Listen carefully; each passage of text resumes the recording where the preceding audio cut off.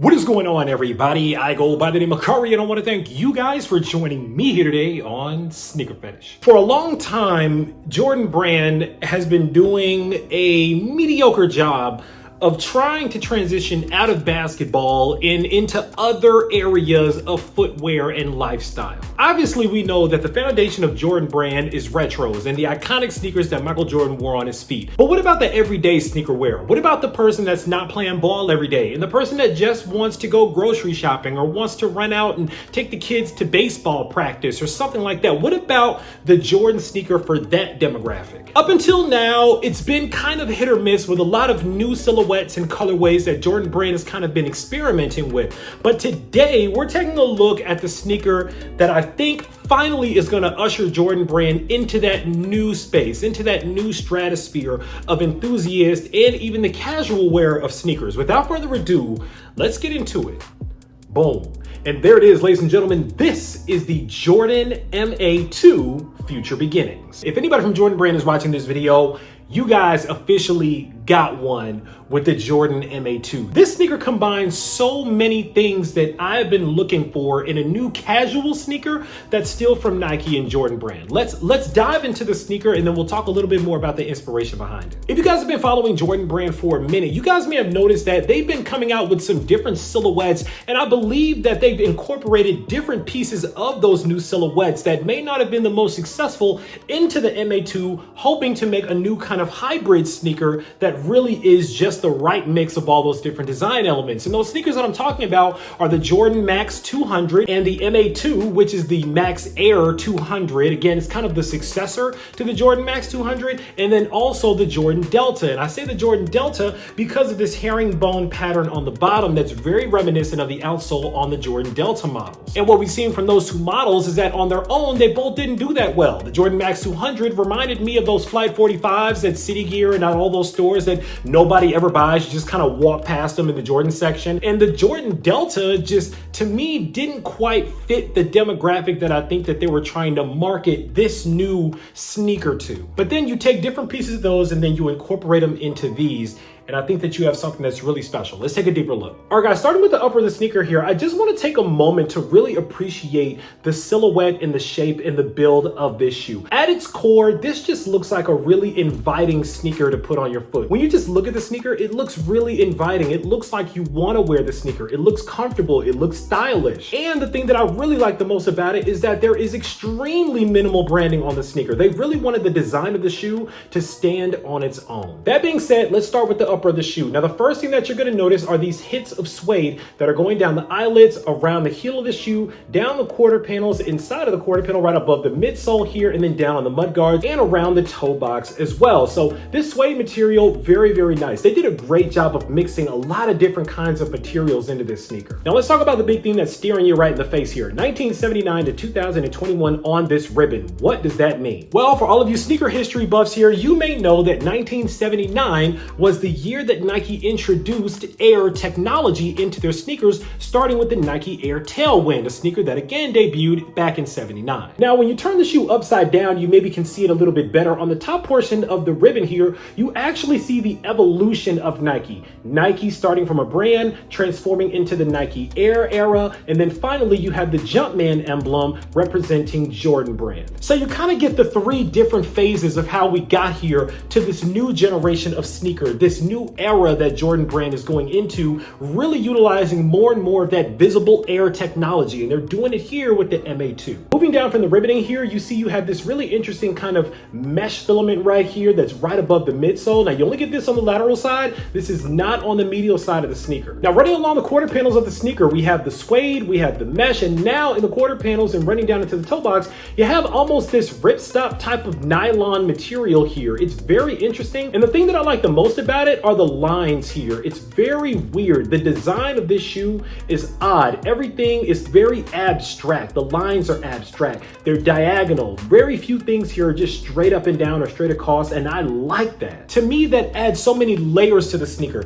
Not just physically, because you can actually see the different layers stacked on top of one another, but aesthetically as well. You can really see the different layers of design in this shoe as well. Let's take a look at the top-down view of this sneaker here. Again, everything looking very abstract. I like kind of the exposed stitching running down the middle of the toe box here. I also like the tiny hit of what seems to be Cordura mesh, which is the same kind of mesh that's in the quarter panels of the Jordan 11 down here at the very bottom of the toe box. To me, it seems like it's just kind of, I don't know, adding a different layer, maybe of strength, maybe of protection of the sneaker. But again, it really adds to that abstract aesthetic of the sneaker as well. Another layer we have to talk about, of course, is the exposed foam. The deconstructed look also giving way to the abstract look of the sneaker as well. So running all along the top portion of the shoe here, you see exposed foam down here by the toe box and of course in the tongue as well. Speaking of the tongue, let's talk about the tongue. Again, you have a deconstructed tongue here with the exposed foam, a very, very popular thing. I believe was popularized mainly by Virgil Abloh's the 10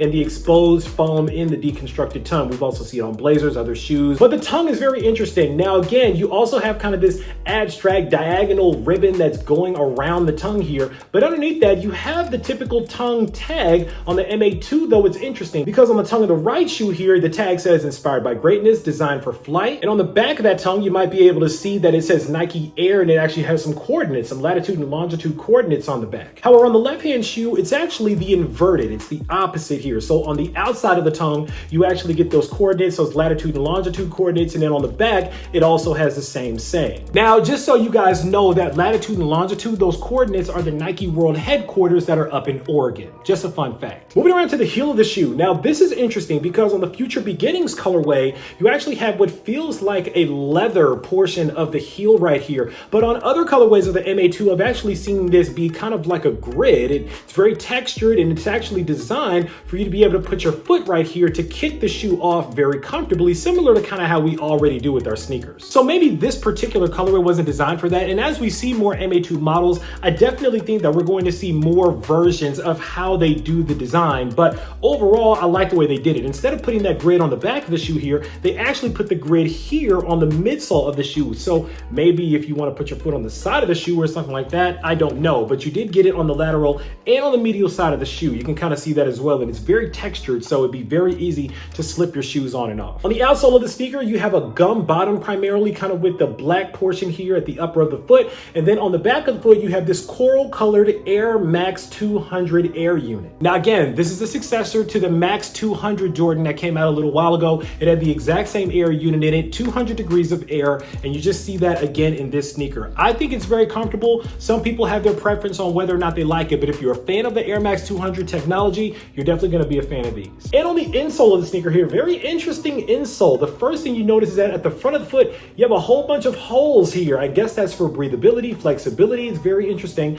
You have that white background, and you have the same saying here that's on the tongue tag of the sneaker as well. And that's pretty much it when it comes to the Jordan MA2 Future Beginnings. Now, here's the thing about this sneaker. First of all, I love the name. Let's just get that out of the way first. Future Beginnings just represents exactly what Jordan brand is doing right now in the direction that they're heading in. They want to look forward to the future and innovate new things and new silhouettes and new designs, while also giving a nod and a little bit of nostalgia to the things that got us to this point. Hence the 1979 to 2021 on this particular model. Again, this is just one colorway. The Future Beginnings is just one colorway. There have also been other colorways of the sneaker that tell different stories up to this point. But the silhouette as a whole, I think, just does a phenomenal job of marrying so many different silhouettes together that, as I mentioned before, weren't really my cup of tea, into a sneaker that I think really speaks to a lot of different demographics. I mean, look at the Jordan Delta. You guys remember they tried to slap a collaboration with Union onto the Jordan Delta. Not to say that it wasn't a dope collaboration along with the Force, it was dope,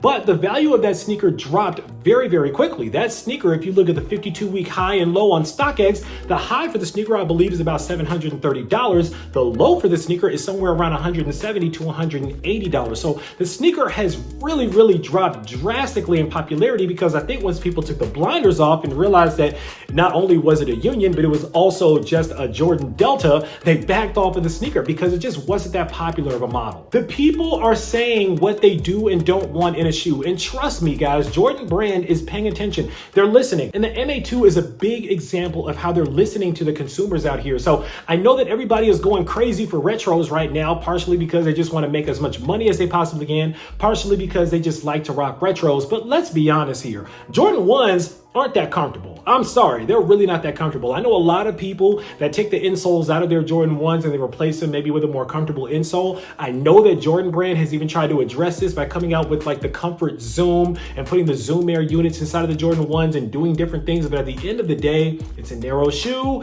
and the technology, and especially in the OGs, is still the same technology from way back in the day, and it's not that comfortable. So now that comfort is a thing in sneakers, and now that a lot of people are trying to blend comfort with aesthetic, Nike and Jordan Brand, I think, did a phenomenal job of marrying those two things in the MA2. And guys, listen, this is not a sponsored video. I don't know anybody from Jordan Brand, and nobody from Jordan Brand knows me. So I know that what I'm saying right now probably sounds like they did, but honestly, I'm just a fan of the shoe. I think it's dope. It's fire on foot. You can still put it together with some fits, but I actually think that this speaks to the maturation of the sneaker market and of Jordan Brand. They can't keep making ones over and over. They have to innovate, and they have to adapt, and they have to change with the times, and they have to speak to what the people are wearing, because if people are going outside of the brand to get sneakers that look just like this, guess what that tells Jordan Brand? Maybe we need to make some sneakers that look a little bit more like what the people are into these days. And I think that they knocked it out of the park with these. I really do. All right, guys, listen, I'm not going to draw on and on about these. That's pretty much all that I have to say about the Jordan MA2 Future Beginnings. Now it's time for you guys to sound off down in the comments.